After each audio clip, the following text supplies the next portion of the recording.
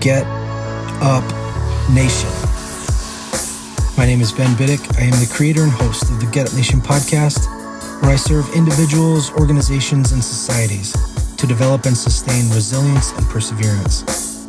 I'm the co-author of Get Up, The Art of Perseverance, with former Major League Baseball player and CEO of Luron Living, Adam Greenberg. The Get Up Nation podcast is brought to you in partnership with GotYourSixCoffee.com, where Navy veteran Eric Hadley is committed to serving first responders, veterans, and their families through a variety of nonprofit organizations. No stranger to adversity, Eric has fused necessity of coffee with his passion for public service. You're already purchasing coffee. Why not empower your coffee with purpose? Why not purchase coffee that not only has your six, but also has the backs of those who don a uniform of service for our communities and great country? Learn more about Eric and his freshly roasted, award-winning coffee at GotYourSixCoffee.com. Welcome to this episode of the Get Up Nation podcast. Recently, I had the honor and privilege of speaking with Eric Baugher, the author of Contemplative Caregiving, Finding Healing, Compassion, and Spiritual Growth Through End-of-Life Care. John has been a contemplative educator, social science researcher, and end-of-life caregiver for more than 2 decades. Dr. Baugher consults and offers workshops internationally on spiritual care, grief and transformation, and contemplative learning. John's website is johnericbaugher.com. There you will see 2 quotes, one from Thupten Jinpa, the principal translator of the Dalai Lama, that reads, "Our families, hospitals, prisons, and whole society can benefit from the vision of compassion offered by John Baugher." This second quote reads, "Baugher pioneers for us the very outer frontiers of human empathy," from Arlie Hochschild, a finalist for the National Book Award. Dr. Baugher's mission is to support those who suffer and those who care with teachings on the practice of compassionate caregiving. His vision is to create a world where compassion for all is the foundation of human culture and social systems. I feel very honored to be speaking with John today and to learn his insights and perspective on how we as individuals, organizations, and societies can develop and sustain resilience as we are confronted with the reality of death and seek to ease suffering during our experience of life. Doctor, welcome to the show. Thank you so much, Ben. It's an honor for me to be on your program. Doctor, it's such a pleasure to be speaking with you today. I can't say enough about the value of your recent book, Contemplative Caregiving by Shambhala Publications, distributed by Penguin Random House. I've already marked and underlined something on nearly every page I've read. The book is tremendous. In my opinion, it ought to be issued to every person pursuing a medical licensure. Really gives great perspective, and that would bring, I think, a lot of improvement to our current healthcare system when we look at life through the eyes and through the focus and the lens that you've created with your book here. Just so impressed. Thank you so much, Ben. At the beginning of the book, you describe the evolution of hospice care and some of your earliest experiences performing hospice care. In 1993, you were 24 years old. You met with a social worker briefly who did some cursory introductions on the history of hospice, gave you no particular training, and then sent you out to help a man named Jerome. You knocked on his door. He met you at the door basically in his underwear and asked, "How do we do this?" Being your first experience of providing hospice care, you openly and honestly told him this was the first time you were doing it yourself, so you didn't really know. Jerome responded he didn't know what to do either because he had never died before. Will you describe some of these dynamics that occur between people who are dying and those who seek to ease their suffering by providing them with end-of-life care?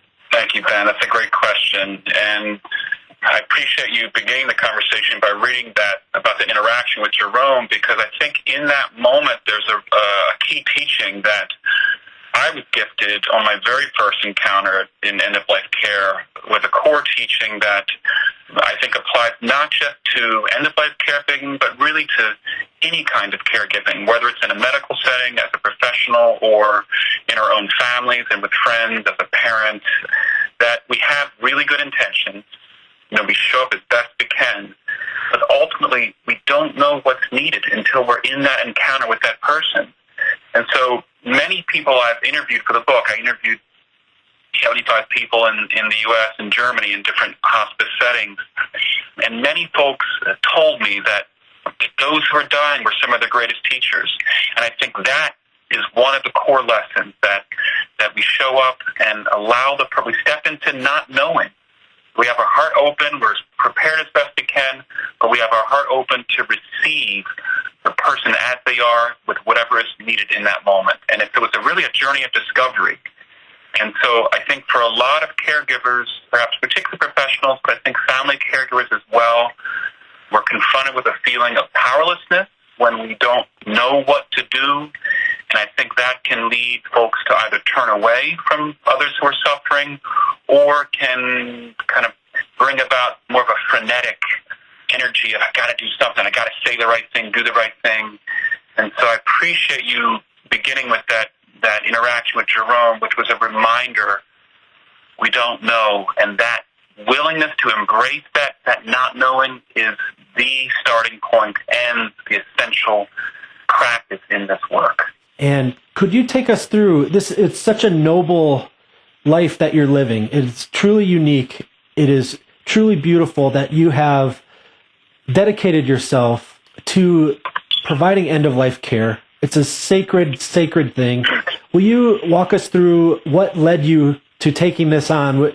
Will you share about where this desire came from? I know that in some of the literature that's been written about you, you lost your mother when you were 18. Did that have a profound impact on you and guide you toward this, or what really led you up to that point to Jerome's door? Yeah, thanks, Ben. Well, first of all, I'll say I'll receive. You mentioned that I'm living a noble life, and undertaking sacred work, and so I'll receive that accolade. Yes, I do believe the work is sacred. And I want to say that I think all of our lives are noble, that each of us has this capacity to discover what matters most in this life and what our particular gifts and interests are, and whatever suffering comes our way, that we can use that as an opportunity to wake up. And so as I write in the book that, grief or suffering isn't just something that happens to us, but it's a real generative act. It's a moment where we can engage it and can use it to wake ourselves up to worth our energy on this planet.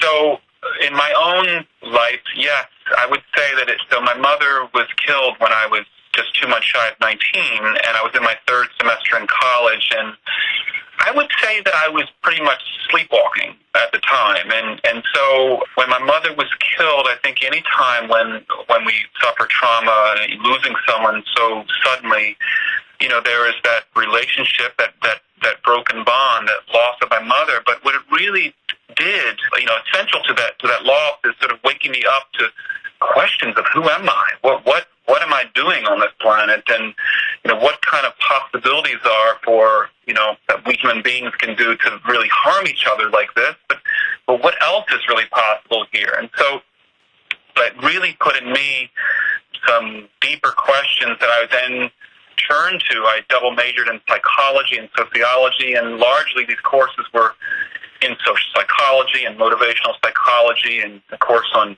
death and dying. These were spaces where I could explore these questions that weren't just academic questions, but were questions that were really relevant for my own life. And it was about 5 years after that. So in summer 1993, I was in my second year in graduate school in New Orleans at Tulane University when I finally began volunteering for hospice. And, it's a combination of both the motivation, so there's the suffering that I was engaged, really trying to understand and make sense of and integrate in my life. And then just the opportunity came. So I had first heard of hospice in a course, university, a death and dying course. And it wasn't, and so some seed was planted there. It wasn't like an obvious thing, I'm going to go do this. And then when I went to grad school, I saw a billboard sign on giving blood, and I had never given blood or done any sort of what we think of as altruistic acts before. And so I'm like, I'm going to go give some blood. And it really was this moment of experiencing myself giving that really helped give an answer to a question that I had and continued to travel with. But this was a beginning answer to it of how can I take this suffering that's been handed to me, to my family, and really give my blood, give my life, give my energy in a way that can make sense of this. And somehow I would even use the phrase that some people I interviewed use of somehow making right in some spiritual way what was handed to me, to my family. Will you speak a little bit about, as you made that initial entry into Jerome's life and you began to immerse yourself in the caring for others at the end of their life. Each person that does this work has their own experience, and then they have that openness that you talked about of entering someone's life. How can this balance be found where you speak about how prior personal trauma and grief affect caregivers' abilities to provide patient-centered end-of-care life? How can people be truly ready to provide this kind of care for other human beings? How can they possess a depth of resilience that enables them to do this kind of work over a long period of time? It's a great question, Ben.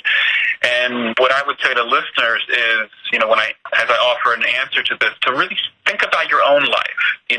So don't just accept something because I'm saying it. Really see how it applies to you. So maybe there's listeners now who have lost a spouse or someone else in their life that you've cared for, and how will you know if you're ready to engage in that? So I'm just in inviting folks to contemplate and apply to their own selves what I'm offering here. And I would say, as a starting point, I think our culture sets us up for some I think unfortunate ways of thinking about grief and suffering. And so one of those is this notion that grief is something that can be, quote, resolved, that we do our work and we resolve our grief. And so, as I write about in the book, there is a general guideline in hospice care that if you want to volunteer for hospice, if you've had a major death in your life, they want you to wait 12 months before jumping into caring for others, and that makes sense to me. That some space be allowed for us to, some time, space be allowed for us to more fully integrate or begin that work of integrating a loss in our lives. But I would say that it's a bit artificial, 12 months. Some folks, more sooner than that, you have a sense of, I'm not totally overwhelmed by this. For others, it may be a bit longer, but I would say that there's no resolution that throughout our lives, when we love someone, when we care about someone, we lose them, that at different points things will come up for us. So what's really needed, I would say, is a motivation, a positive. And if you have a positive intention, don't let it go to waste. But what's really crucial is that we have the proper support for us to engage in that work. And by that support, I mean both inner and outer. So with inner support, I mean a willingness to in the book, I call it a path of self-illumination. So we have some kind of practice or practices that support us in seeing who we are in the caregiving, what comes up for us in the caregiving. So it's not that we've done our work and now we're ready to be a caregiver. It's that through the actual act of caregiving, I am constantly taking a look at what's coming up for me as the caregiver and working with that. And so in terms of an outer environment, one of the beauties of hospice is that there were these just brilliant, wise, compassionate people, mostly women, who did this work of creating this structure of care where the mission of hospice from the beginning was to provide the best possible end-of-life care, but also to empower lay people, to empower, throughout human history, we've always cared for our own, in our families, in our communities. And so it's not just something for experts, but for each one of us. And so hospice volunteering is just one space where there's really good support, good training, and then supervision to support people who have an intention to often use the term give back or to explore their grief. So I would say having a positive intention, but really a willingness to continue to mine and investigate what comes up for one as a caregiver, including one's own motivation. Is there not that there's anything wrong with this. I'd say that we're all in some way trying to heal ourselves, to fully integrate. So how is it that I, through my caregiving, am seeking to heal something in my life? So that if I'm aware of that, I'm then not driven by it. It's there, but it's not driving me to then do things that would not be beneficial to the person I'm caring for. And so in the book, I offer some contemplations that can support individuals in exploring this kind of inner work. And you write about administering hospice services to those in prison in your book. I worked in a medical unit in a prison and a county jail and have been on scenes as a first responder where people have been killed during acts of violence, drug overdoses, and when they've taken their own lives. Would you speak a little bit about how compassionate care can be incorporated into these types of environments, as far as, is there anything that stands out in your mind that first responders or people in emergency services could do to be more compassionate, to extend compassion in those kind of high intensity moments? Is there anything that we can do in responses to these situations where there isn't a lot of time available, where we haven't established trust with the family, where it's not a very controlled environment? Is there anything in your expertise that can be done in those types of situations? That's a great question, Ben. And to start, I would say that one reason why I appreciate your question is that we often have these notions that there is a good death or a good way to care. You know, we'll use the term like a death with dignity. And what I think is really important, it's good to have ideals. It's good to have some sensibilities of the kind of care we want to provide. And what's crucial, and this actually relates back to your early question on resilience and sustaining our good intentions, is we really need to have a respect for the context in which we're caring and how that context shapes what's possible. And so, you know, when I think about EMS workers or, you know, folks on the battlefield in warfare who are, you know, attending to comrades who have fallen, I really have a sense of awe and respect for that. And likewise, for the men in prison I interviewed who are inmates themselves, caring for their dying inmates, these are contexts where it's very difficult to give what we might think, I'm putting in quotations, perfect care. And so one of the practices I offer in the book is what I call loving our imperfect care, that somehow accepting what we're able to do in that context rather than beating ourselves up for what we wish we could have done. So if I'm thinking about EMS worker, for example, I think in any kind of crisis situation, to the extent that we could simply embody a sense of non-anxious presence can be more than enough. So I'm now working as a chaplain, and I've worked on oncology units and intensive care units and in emergency rooms. And, you know, I would say, like, on the oncology ward, there's a lot of time for me to be with patients, with their family members, where there's an awareness, you know, hey, I have cancer, the end is coming. And so a lot of space there, as opposed to on the ICU or in the emergency room where it is crisis moment, and oftentimes there's really, in some sense, nothing that I'm doing. I'm not saying anything. I'm not administering any care. I'm simply being there, witnessing, and I'll hear from families feedback that it was so amazing what I did when I was simply being in the room without being frenetic. I was the in some sense, some sort of offering some sort of holding environment. So I would say that as sort of a general thing of one, just having an honoring of the environment so that we don't beat ourselves up, you know, wishing things had been better, to accepting the environment we're in and doing the best we can, and then in that, really, to the extent that we have a sense of inner calm within ourselves, that we can offer that, can be the most healing thing we can do, even if someone dies, even if someone is severely impaired, going through trauma. If we can offer a sense of calm in the face of that, can be a tremendous gift. I love that. Yeah, certainly on scenes of chaos, and how centering and how powerful that can be, simply to see someone in the room exuding that type of peace and calm. Powerful. You write, through contemplating the realities we are exposed to through grief, our own loss can become a powerful seed for a life of compassion. At Get Up Nation, we focus a lot on transforming the adversity, trauma, or suffering we experience into legacies of profound positive impact. You describe how grief can be an agent of this personal development. You write, grief isn't just a negative state that threatens our capacity to care. Grief is fundamentally a creative act that, when nourished, intends toward integration and wholeness. Grief is a response to a broken bond. Will you speak about how people can navigate their grief in healthy ways, and some of the ways that maybe our grief can be processed in ways that can be compounded?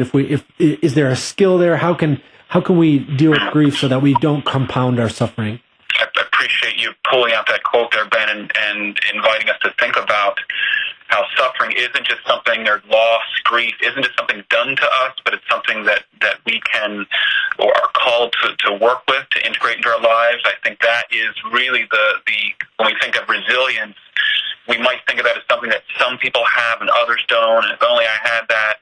And it is something that we can cultivate, certainly. And the way we do that is by turning towards rather than away from the suffering in our lives. That's really what I see as the root of resilience. And I would say also with that is the power of an ethical framework, or an ethical worldview, or a spiritual view to life. So for me, this is, in investigating, so beginning at age 18, but throughout my 20s, 30s, I'm 50 years old today. It's really been my entire adult life of coming back to this question of how can I take. For me, it was actually, a murderous rage in me of wanting to actually kill someone myself, of wanting to kill this man James who killed my mother.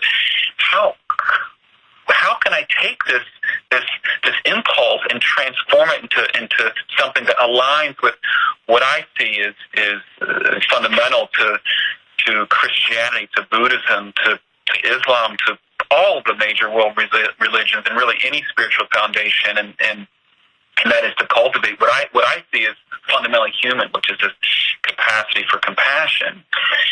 And so I would say that there's some sort of ethical framework that we're then practicing. I'm finding a space for working with that and putting it into practice. And so it's not just ideas; it has to do with putting it into practice and working with it and allowing the practice to transform us. So this is, whether, there's each spiritual tradition offers some kind of contemplative practice. And I know in Christianity, there's contemplative prayer. In Buddhism, there's various forms of meditation. And what I express in the book is that caregiving itself can provide us this kind of contemplative space where we can see ourselves and really stretch ourselves and work with, different irritations that come up, that I'm caring for someone that I don't necessarily like. But the only way I'm going to be transformed by it is if I'm putting myself, if I'm engaging in the practice and I have an intention behind it. So in Christianity, there's this golden rule. In Buddhism, there's compassion ideals. In hospice care, there's this ethical principle that no matter who shows up in that bed, we attend to them with love and care as we would anyone else. And so it's that principle. Really, I didn't understand when I began at age 24 how radical it was. And I think in some sense, maybe even the founders of hospice didn't understand how radical it was. But I come to investigate, if I can show up in the room here with people some people I care for I didn't really like, and I didn't have to like them. Mm-hmm. But I am showing up and practicing what I say I'm going to do. I'm going to give them the best care I can. Mm-hmm. And so that stretching over and over that was the practice that allowed me to, if I can do this at the bedside of here, can I do this in other areas of my life where I get stuck? And I found that I could transfer this practice. So I want to answer your question this way as well. On September 12th here, the day after 9/11, this common phrase, like, never forget. And that moves me deeply and very profound. But it's not just an idea. For me, it's to never forget what really is the lesson, and how do we, when we experience suffering, whether it be my mother was murdered, or this collective trauma that we as a people were attacked, how then can I take that suffering and work with it to more fully realize who I am or who we are as a people. That's really the question for me. So it takes the ethical foundation and a set of practices to engage with and work with that to stretch us so we really can be the person that I want to be, the father I want to be, the citizen I want to be, and what I think your podcast is about, your the nation that we want to be. Yeah, absolutely. And you describe how becoming a contemplative caregiver can help people develop a profound gratitude when death is encountered, even amid the pain of loss. Many people who lose their spouse to cancer or other terminal conditions describe their lives being completely turned upside down by grief.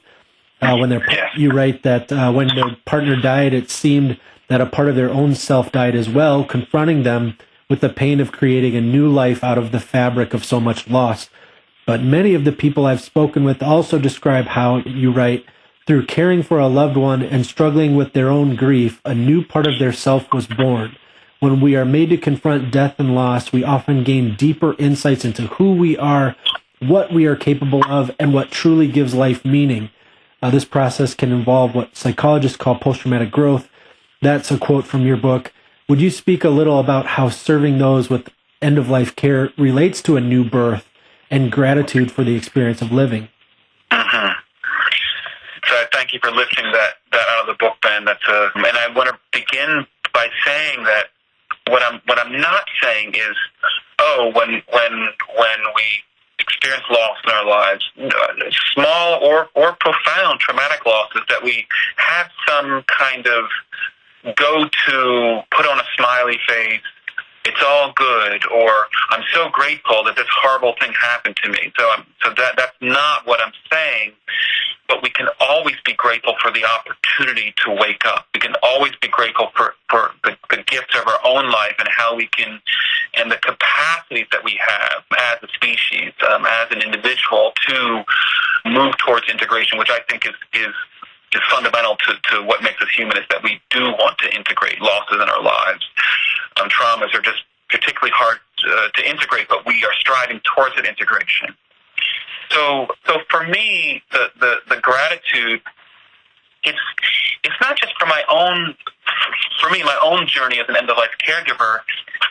It's seeing how my own life, that I'm not in this alone, that there are these other folks, these wise people who founded hospice, who they were motivated by the suffering in their own lives, how their work of integration led them to contributing to a better healthcare system, led them to creating ideas and ways of caring that have benefited so many and continue into a next generation. So I write about that as a lineage of compassion. And so for me, the gratitude I have is I don't have to do this alone. Even in those times when I feel alone, and I think this is what a lot of burnout is that we're disconnected from our own positive motivation, our own positive intention, but we're also disconnected from a wider sense of participating in a larger human drama, a larger human narrative that I'm journeying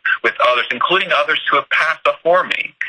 So, standing on the shoulders of these others and drawing inspiration from their work as well. Well, yeah, and just thinking about what you've said there and what you touched on earlier about making things right, and understanding that we're all in this together and that we all are imperfect, and to this profound reality of death, of an end to what we've been experiencing that's so thorough and profound. It's also, on the flip side of that, it's also a massive opportunity to show love and compassion because of the profundity of it, because of mistakes we have maybe made in the past, or things that we have grieved in the past, that we didn't do a certain thing, or we didn't show compassion in the past. This is such a profound opportunity to, like you said, make things right, where many people who are blocked from experiencing a gratitude by maybe a personal failure in their opinion of what they did or didn't do in the past. You describe how people who give compassionate end-of-life care is often a healing practice, serving dying inmates in prison, or serving those who have been stigmatized in society, such as those who were suffering from AIDS and initially there was a lot of ignorance about what caused it and the effects of it, and stigma around people who were diagnosed with it. This opportunity people can see as truly a transcendent, and correct me if I'm wrong or I'm not using the right language, but it seems like providing compassion in these moments of death, the profundity of that, of doing good for others, of serving with compassion. In those moments, people often can find a sense of, I don't know if the word is closure, or a sense of making things right in these moments. Can you describe some of that process and the opportunity that's there for us in every moment, in every present moment that we have, and where we can take maybe perceived failures in the past and bring something new to the table to help heal us by serving these people who are going through this transition? Yes. So what I'll do is I'd like to offer a story of one of the men I interviewed in prison that I think illustrates profoundly the dynamic you're talking about how showing up when others are suffering can be a way in offering compassionate care can be a way for us to heal and integrate losses in our own lives, places where we may have carried a sense of guilt, of this language of making right. Many of the people I interviewed use this language in English and then also in Germany, etwas wiedergutmachen, to somehow make something right. Well, there was a man I interviewed in a state prison. He had been in for many, many years, and he was highly involved in the veterans group in the prison. So prior to becoming involved in the hospice care at the prison, he was supporting his fellow veterans in applying for benefits that they didn't, and helping them figure out the paperwork, things like this, that they could receive. And so he was already engaged in caring for others in prison before he got involved in the hospice work. But he described how many of the men that he cared for in the prison infirmary were veterans. And he explained how there wasn't often a lot of talk about wartime experiences, but simply knowing that I had been there too gave a really deep sense of brotherhood that for him was deeply healing. And here's how he described it. He said he went to Vietnam. There were 14 of them, many of them from his high school that went to Vietnam, and 13 of the guys who from his high school went to Vietnam did not come back alive. And so he also described how there were men in his unit that he was in charge of who, they'd be flown out on a medevac, and he, maybe they'd go to Germany, they'd go somewhere, and he would never see them again, and he didn't know, did they make it, did they survive? And a lot of the guys, he couldn't remember their names, but he said, I could remember their faces. This is from years and years, decades later. And he said he always had this sense of guilt that he survived and they didn't, but on top that was also the sense of not knowing, that the sense of did they make it, did they not? And so he found that showing up in the prison infirmary and caring for fellow veterans, many of them from the Vietnam War, different faces, different names, but the same struggle, the same journey, that caring for them, he described that as a way of integrating this earlier losses. He described Vietnam is like bookends of his life, that going to Vietnam was one bookend, and then decades later in his life, showing up at the prison infirmary, caring for his fellow inmates, was this other bookend in his life that really allowed him to feel a deep sense of peace in his life and a sense of completion and rounding out that experience. So that's one story. The quote, some of the language he used was very beautiful. So it's in a section of the book, chapter on offering spiritual friendship, I call, and there at the section, I say on the warrior's compassion, embodying this warrior's compassion that Alton really had in his life, that extended beyond the battlefield. This was with him his whole life, and I think part of the problem, perhaps, of folks who come back from service, from combat, is there's intense camaraderie, this intense, I would do anything, I would die for this person, having nowhere to put it. And here he found this place. And of all places, in a prison infirmary, where he could take that energy of showing up no matter what, and it was profoundly healing for him. So that's one story that illustrates what you're saying. There's many others. The circumstances are different, but it's illustrating that no matter what the circumstance of our lives are, no matter what the traumas are that we faced, that when our heart is open, we can find those places for integration and for healing. And what profound gratitude comes from that, of reality offering us a way to make amends, of experiencing that, and to know that there's a way out of some of those very troubling experiences. How much gratitude, and it just gives me chills to think of all the things that all the people that may be listening to this, all the people that are out there.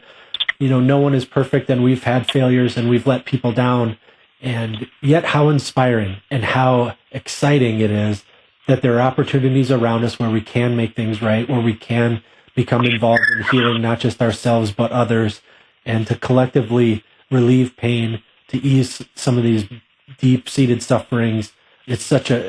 People need to read your book. They need to read this book. I'll go on here. It touches on some of what you had talked about as far as human beings who face the reality that death is a reality for human beings. You write, true happiness results from engaging life with meaning and purpose. Integral to the power of end-of-life caregiving is how it can inspire meaning in our lives through bringing into our awareness over and over what is so often denied in the wider society. Death will come to us all, no matter how young or vibrant we may feel ourselves to be. A hospice worker you interviewed said, being with that dying person, seeing those last few breaths, I'm feeling what has been happening and is happening. We are taking those breaths. We're just not counting yet. Many of us have a profound aversion to death. What are some of the ways we benefit by not running from it, but by accepting this reality, by facing it, and by ending our resistance or denial of this reality?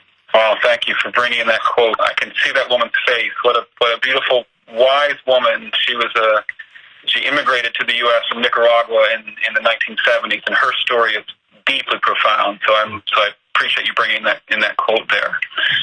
Well, this question in some sense comes back to this one of your first questions about how we can prepare ourselves for this work, and I would say that we often may think of hospice volunteering or other kinds of caregiving opportunities, particularly if they are under the rubric of volunteering, as some kind of charity work, that I'm doing something, for someone else. And so in some ways that can set me apart from someone, that here you are dying and I am living, and I'm going to help you. And so I describe in the book, I use the term of reciprocity of care.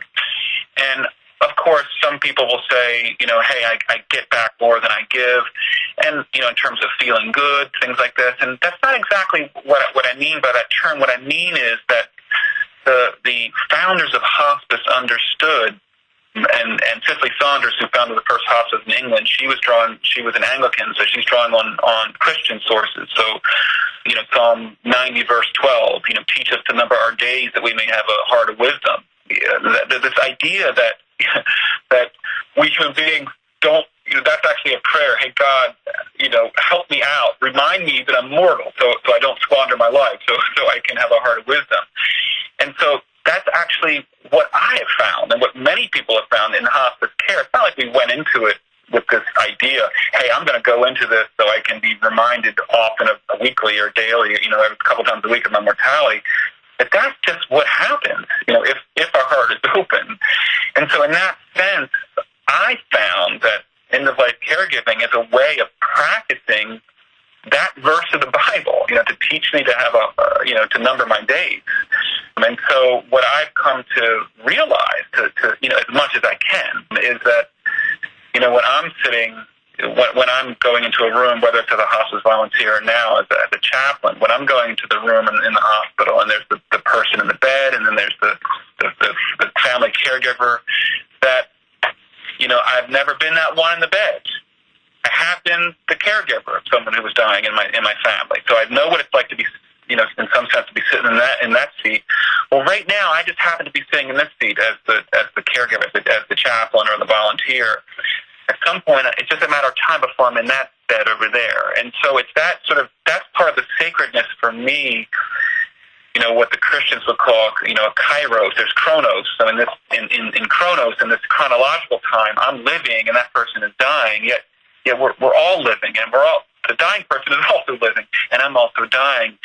And so the sacredness for me is having this larger perspective of this that it is just a matter of time, and a flash of lightning in the dark before I'm the one in that bed. And so my willingness to investigate my own mortality, my own powerlessness, actually supports me in seeing the vitality of the person in the bed, of embracing them as just like me.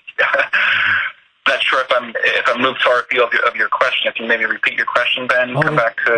No, that's powerful. That's because it has answered it in a sense of being very aware of our own mortality. That it truly does give us a perspective which lets us understand that even the magnitude of even the tiniest of moments of the things that we do, the things that we experience, it alters our mindset so that we can really have a gratitude that doesn't just appreciate, the highlights in life, but the littlest of things, the breeze on your neck that carries the scent of flowers, the warmth of the sun through a window, a child, snuggling up next to you and wanting you to read them a book. It truly makes these little moments that it just shows that nothing is to be taken for granted, and it becomes even more gratitude producing to experience that and to just be aware continuously of the gift of life. One thing, and I wanted to also get to, one of my favorite parts of your book is it's the chapter called "Caring with a Playful Spirit." So Can I jump in real quick? Absolutely. Just to say one more thing before we go to that? Yeah. I just want to highlight that this energy of gratitude for the gift of life that you're speaking about, and for these precious moments. I want to say that just like resilience, I think gratitude is central to resilience as well. I appreciate you lifting that up, and it is something that we can practice as well. And so I'll offer a scene that perhaps many people know, where you're driving on the highway and you're just listening to the radio, listening to music, or talking to folks in the car, or you're daydreaming, whatever, and then there's an accident up ahead, and the car's overturned on the side of the road, and there's the ambulance, and so all the cars are slowing down, and for a moment there, you're taken out of the routine of your driving, and you're driving real slow, and there's a sense of being impacted by the fragility of life, and then the question is it like how many minutes pass before you're driving, back up to 70 miles an hour and back into that routine way of thinking, where you've left that accident behind. Maybe that's different for EMS workers. But what I'm saying is that so there's this, what hospice offers is one space where there's this reminder.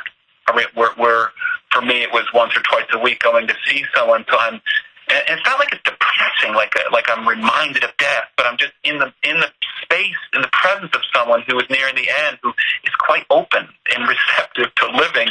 But there's this reminder built in, and so I think that in that way it's like a prayer. We say prayers to remind ourselves. If someone's saying grace at mealtime, to remind yourself that you have food and maybe others don't. Others don't.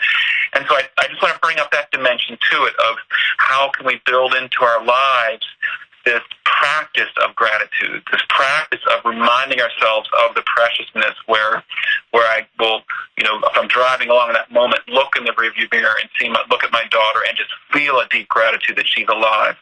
She was alive before I saw the accident, but it's in that moment that I'm reminded of how precious her life is. Right. So thanks for letting me offer that. Oh yeah.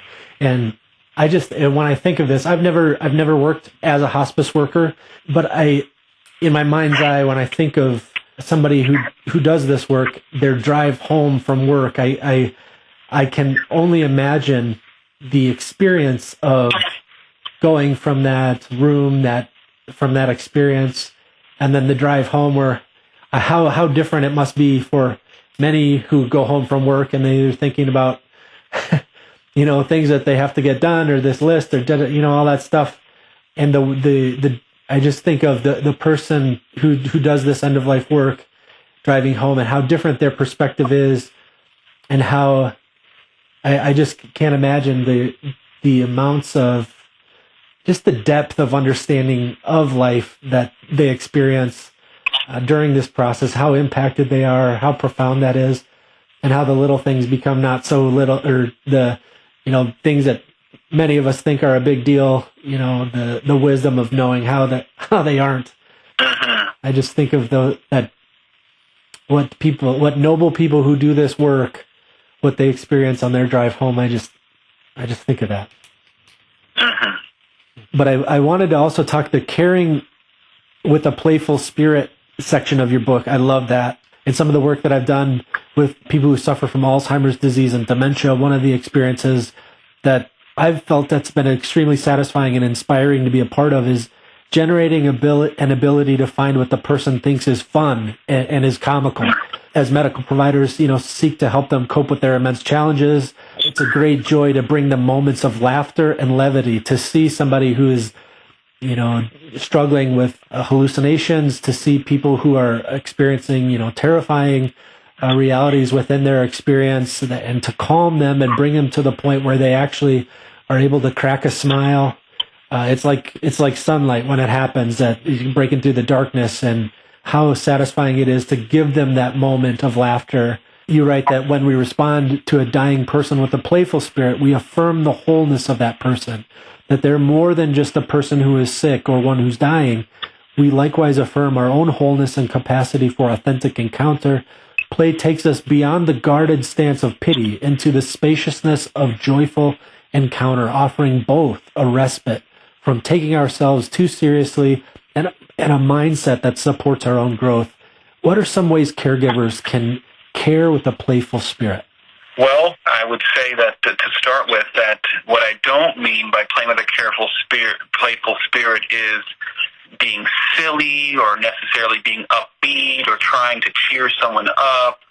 I tell a story in that chapter of this guy named Tom. He was a very witty and a playful man I met. He was in the prison, an inmate at the prison, and he described going into the infirmary as a new volunteer and with this real upbeat kind of energy, and it didn't mesh well with the guy who was dying in the bed, who was angry and upset.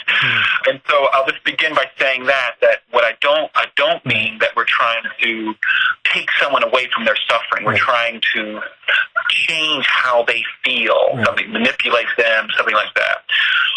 What I am saying is that I used a metaphor of improv, that for anyone who's ever done any sort of improvisational theater, that it is fundamentally a receptive mode, that of being aware of the needs and moves of others. And so a related metaphor that one of the individuals I interviewed was of we're as the volunteer, as the caregiver, we're playing second violin, and so we're always following the lead of the person. And so in the quote that you gave of, when we care with a playful spirit, we're affirming the wholeness of the other. Sometimes the most healing thing can be watching TV, can be eating a bowl of soup with someone. And so, in speaking of play, I think I begin that section by writing about, we understand how important play is for children, and why would we think that adults are any different? And it's like if we solely saw caregiving as this, that there is suffering, that that I need to try to help relieve your suffering. If we relate to our children that way, is that only saw them as beings who suffered, and our sole role as a parent was to help relieve their suffering, we would drive them crazy.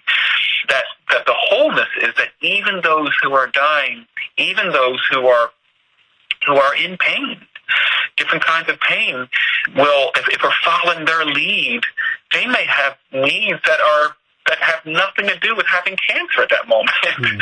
And certainly with the example you give of someone with Alzheimer's, I think in my understanding, in my experience understanding, a lot of the some of the most intense suffering with Alzheimer's is when someone is in stages where they're aware that they're losing their memory. That can be a really scary place. And then, of course, the suffering of the caregivers. But I have found, and I've heard from others, that when I engage someone with Alzheimer's on their own terms, that there really can be the most ridiculously joyful moments, and even moments that just beyond, you can't make this stuff up. There was a gentleman, he was 101, who I was caring for in a nursing home, and some days he would sort of know who I was, and other days he wouldn't remember, he wouldn't know my name. But he was a cabinet maker in his life, and he often thought that I worked for him. And so, he would have me moving furniture around, and I was happy. Why not? I'm in a common room. I'd move the furniture around. I'll move it back. And then one day he wanted me to bust down a wall. And so, rather than arguing with him about reality, that, look, I don't work for you, buddy. I'm a hospice volunteer, and instead I found a playful way to continue with what we were doing. I just said, you know what? I'm not sure that's what we want to do, because my concern is if we bust that wall out, the room's going to be a little cramped on the other side, and we just flowed with it, and then we had some lunch, So that's sort of what I fundamentally mean is it's that's sort of like I was improvising with him. Like I wasn't expecting him to throw out that line, hey, let's bust out the wall. How am I going to work with this within the constraints of the context here?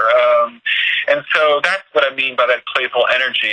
It's a willingness to receive the fullness of the other as not just someone who has suffering that I need to help relieve, but someone who has all kinds of needs, and they may present very what I might think of as really mundane needs, but they're actually really profound needs in that moment for them. Awesome. Yeah, I love that. Oh, I love that. I can see that happening, and it does nobody any good to argue about it or say something, and to just go with it. Really, it's just so great to see them feel valued and to connect with somebody where there's oftentimes a difficulty in that connection because of everything that's happening internally. So, what a moment of joy you gave him, and that's just great. And can I also add there, Ben? I think another way to think about that is, I think in the book, in one of the contemplations, each chapter has a section that I call a contemplation that really invites readers to integrate their stories and teachings into one's own life. And in that chapter, the contemplation centers around this question. For me, I would pose the question here: what does it mean to play with to care with a playful spirit? It's really, who do I need to be for this person in this moment? I think that I phrase the question something like that. Is it the energy of a dear friend? Is it the energy of a loving mother? Is it the energy of a listening kind sister?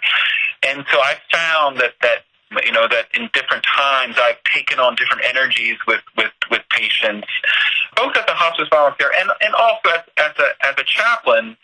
There are times when someone really needs me to be an authority figure. They're calling me father. I'm not a priest. They're calling me father, or sometimes the folks will call me rabbi. Okay, I'm not Jewish, but it's fine to call me. But what they're telling me is they really need me to be this authority figure in that moment.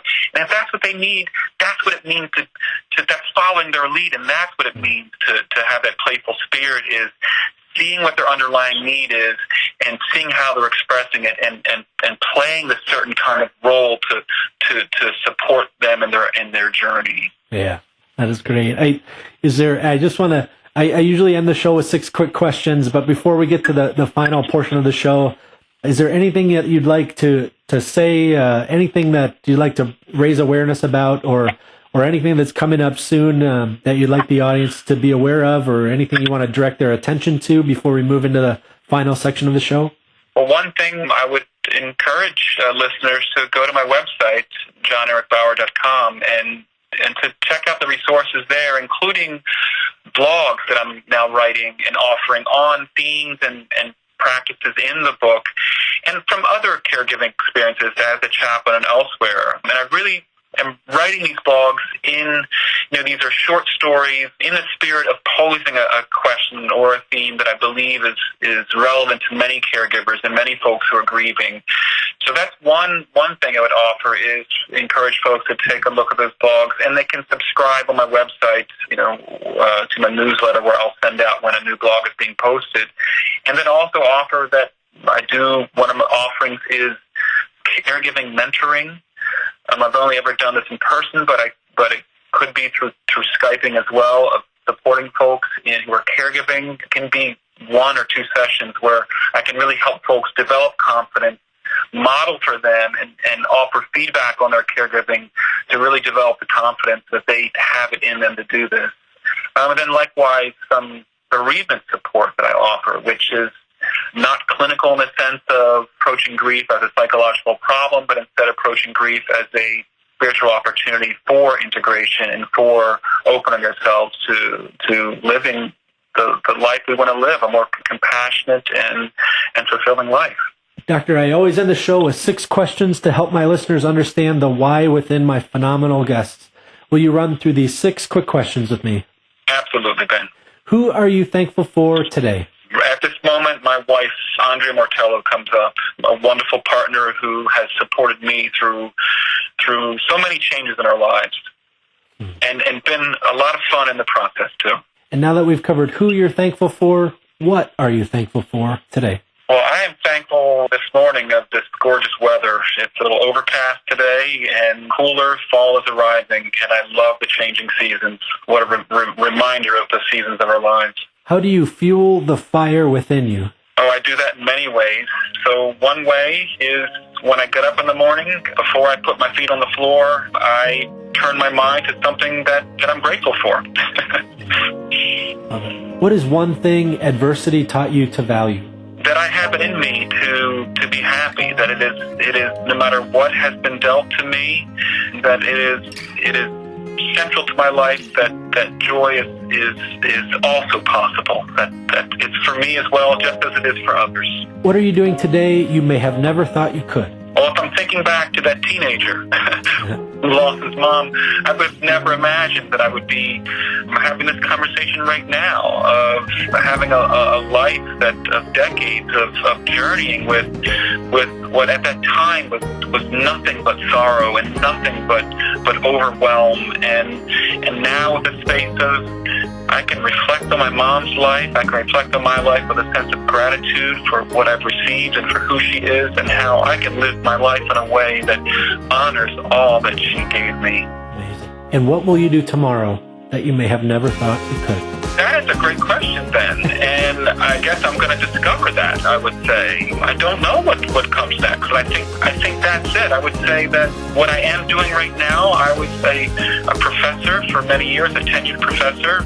And I left that world in 2014, and I'm now on a journey, a fuller journey of integration of all parts of myself that have taken me out of that kind of more predictable seasons of my life, of a semester begins and a semester ends and a new semester begins. And so I'm developing a more organic rhythm to my life that I'll see what comes. I don't know. I'm excited about that not knowing and discovering who will I get to be in this life, and seeing this conversation, even you posing that question to me that I'll get to sit with now.